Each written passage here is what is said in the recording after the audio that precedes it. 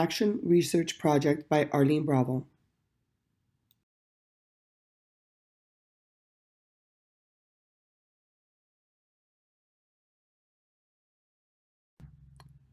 I first learned about the flipped classroom approach during my undergraduate studies.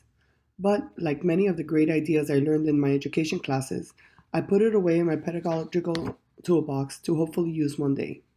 Then, when I became a teacher and gained classroom experience, I came face to face with a real problem: time. The problem was not with time management, but with the lack of time to actually deliver an effective lesson. I find that this issue is most apparent in my mathematics class. In a 60-minute time block, I am expected to introduce the lesson, model the steps to find the answer, and allow for sufficient time for guided and independent practice. Then students go home, and you hope that someone's there to help them if they get stuck. Following this traditional I do, we do, you do framework, I find myself constantly battling the clock and considering if 60 minutes is enough time for true understanding of the content. When students do not excel in a test, I wonder if I provided them with enough time to assimilate the information. A flipped classroom approach would flip the instruction as it is now and make the mundane task of completing homework more purposeful and more dynamic.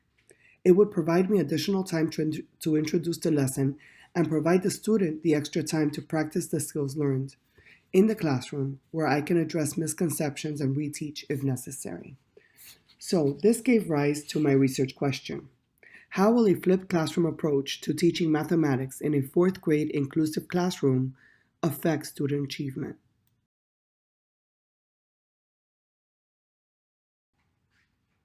The Action Research Project will be comprised of a flipped classroom framework. The students will be assigned the instruction for the introductions to the lesson during a video that they would have to watch prior to the teaching of the lesson in class. The students will also complete the on your own portion of the lesson provided in the textbook. This will be done to maintain the integrity of the assignment. The students will complete this component as an exit ticket of sorts to submit to the teacher as proof of having watched the video. In the place of the traditional explicit instruction by the teacher, the students will complete the pages of the workbook that would normally be assigned for homework in class as seat work. The teacher will use this time to clear up misconceptions and work one-on-one with students that are struggling with the concepts. This will also quickly pinpoint those students that understood the concepts well, and they can proceed to peer teach. If a student for any reason could not complete the video assignment at home, he or she will be allowed time during the morning routine to go to the computer available in the classroom and complete it before the math block begins. This will help any student that could not complete the assignment at home, as well as those that were absent when the video was assigned.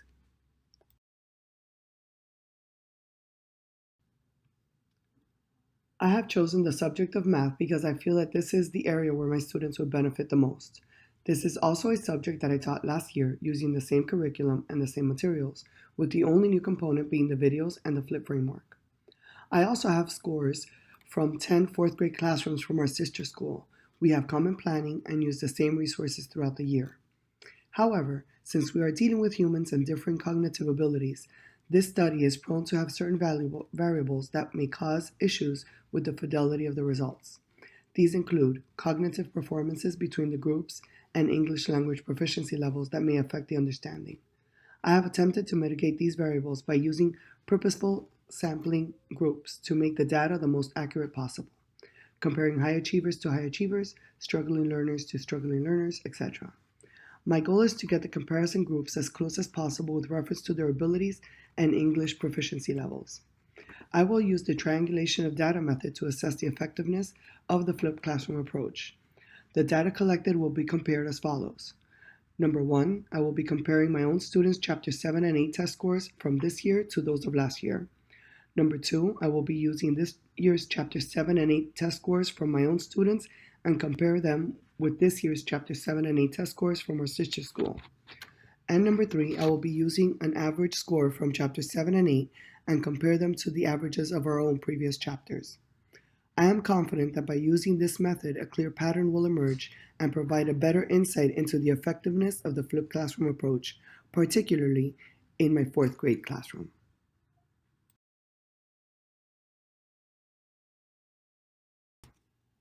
I look forward to completing this project and, if successful, lead me to take a proactive approach to my teaching.